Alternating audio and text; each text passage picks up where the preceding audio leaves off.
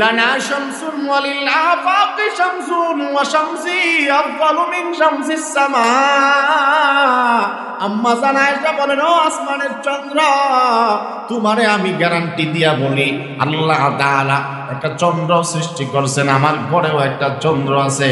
আসমানের ওই তারকা চন্দ্রের চাইতে আমার ঘরের যে তারকা মুহাম্মদুর রাসূলুল্লাহর চেহারা আসমানের চন্দ্রের চাইতেও কোটি কোটি গুণ বেশি আলো দেয়। ফাইন্না শামসা তাতলু বাদাল ফজরি ওয়া শামসি তাতলু বাদাল ইশা।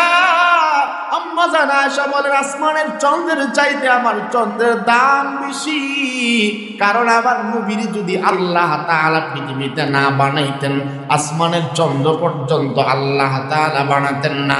কথা বলেন ঠিক না বেটি? এজন্য আম্মা জান আয়েশা বলেন, আমি চন্দ্রের দিকে একবার যাই, আমার নবীর চেহারায় আনোয়ার দিকে একবার যাই, আসমানের চন্দ্রের চাইতে আমার ঘরের চন্দ্রের আলো বেশি। শুধু তাই নয়, আসমানের এই সূর্য এবং চন্দ্র ফজরের পরে দুনিয়ার পূর্ব আকাশে উদিত হয়। আর আমার স্বামী মুহাম্মদুর রাসূলুল্লাহ, সবাই দুরূদ শরীফ পড়েন সাল্লাল্লাহু আলাইহি ওয়াসাল্লাম। আমার স্বামী মুহাম্মদুর রাসূলুল্লাহ প্রতিদিন এশারের নামাজের পরে আমি আয়েশার পরে উদিত হয়। কেমন ভাবে উদিত হয়? আম্মা জান আয়েশা বলেন, আমার ভাইজান, আমার নবী কত সুন্দর, অন্ধকার, একেবারে অন্ধকার। আম্মা জান আয়েশা বলেন, অন্ধকার রজনীতে যখন আমার স্বামী আমার হুজরা মুবারকের মধ্যে প্রবেশ করত, আমার স্বামী এত সুন্দর ছিলেন, খেয়াল করবেন।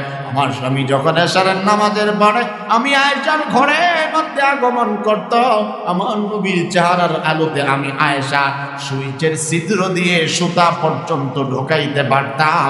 এত সুন্দর করে আল্লাহ রাব্বুল আলামিন আমার স্বামীকে বানিয়েছেন। শুধু তাই নয়, আল্লাহ তাআলা নিজেও বলেন, হাবিব আমার, ওয়া রাফা'না লাকা যিকরাক, ও নবী আমার, আপনার শান এবং মর্যাদা আমি আল্লাহ তাআলা বাড়ায়া দিলাম। আপনাকে আমি আল্লাহ তাআলা রাহমাতাল লিল আলামিন বানায়া দিলাম। আপনার নাম রাহমাতাল লিল আলামিন, আপনার টাইটেল রাহমাতাল লিল আলামিন, আর আমি আল্লাহ তাআলার টাইটেল হলো রাব্বুল আলামিন। আপনাকে আমি আল্লাহ সম্মান মর্যাদা বাড়ায়া দিলাম। ওয়া রাফা'না লাকা যিকরাক, আপনার মান সম্মান বাড়ায়া দিলাম। গো নবী আমার, কেমন দাম আল্লাহ তাআলা বাড়িয়েছেন।